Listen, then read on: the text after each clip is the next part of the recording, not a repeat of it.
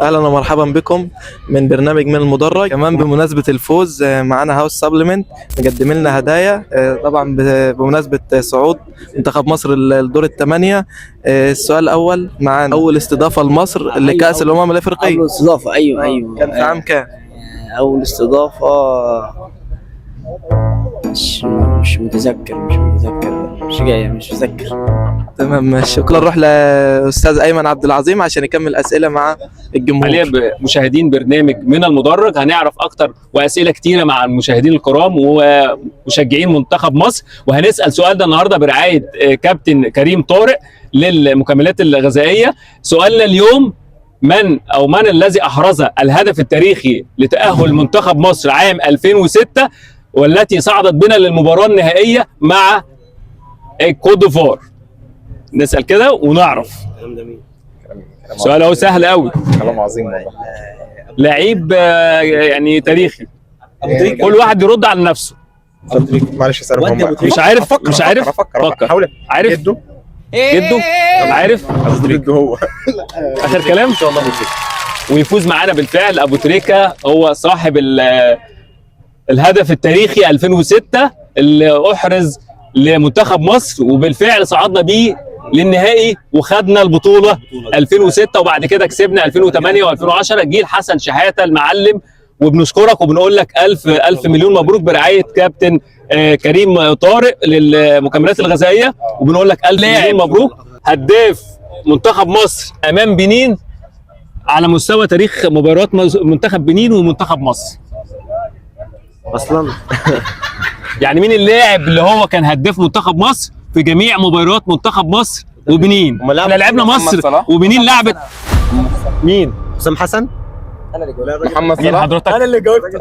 حسام حسن. حسام حسن؟ غالبا. طيب مين معانا؟ حسام حسن؟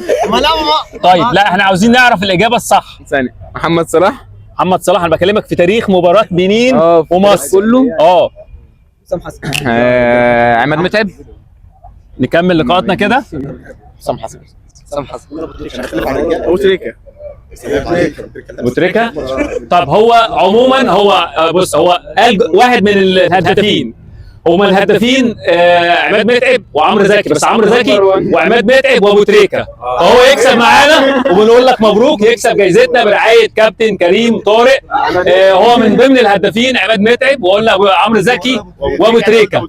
تمام، وهو اللي جاوب الاول وهيفوز معانا، وبنقول لكم مبروك. ودي هديه بسيطه مقدمه من البرنامج من المدرج. الهديه معانا موجوده اهي برنامج، وبنقول لك الف مبروك.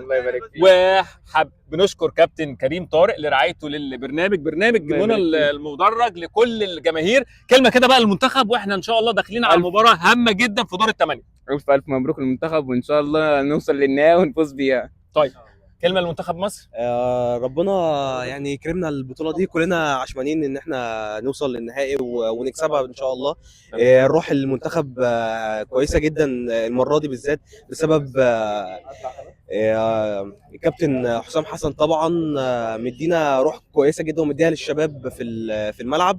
ان شاء الله خير، يعني ان شاء الله البطوله دي بتاعتنا. تمام، متفائل ان شاء الله نكسب البطوله. ان شاء الله نكسب البطوله ونكون افضل فريق.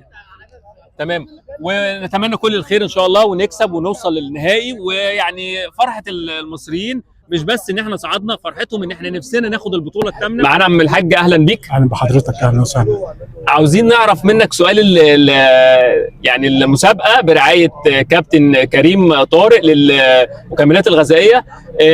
منتخب مصر في نعرف اول بطوله نظمها المنتخب مصر، او مصر نظمت بطوله افريقيه.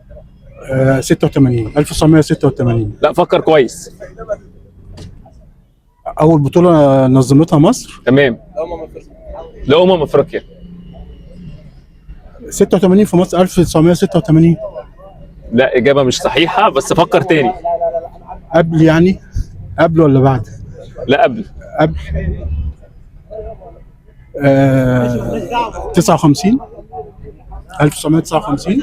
اجابه صحيحه، وبيكسب معانا عم الحاج وبنقول له الف مليون مبروك.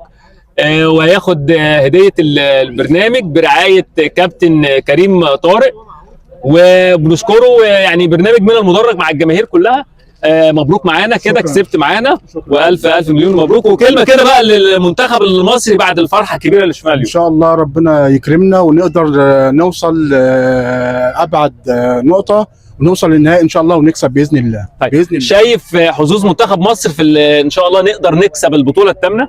ان شاء الله بامر الله. الماتش اللي جاي هناخد الفايز من الكونغو وكوت ديفوار، وان شاء الله نصعد باذن الله للنهائي باذن الله.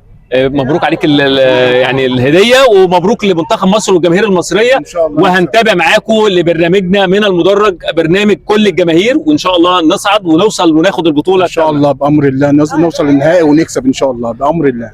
ونرفع الهديه كده ونشكر كابتن كريم طارق لرعايه البرنامج، وان شاء الله معاكم في كل لحظه لدعم المنتخب المصري.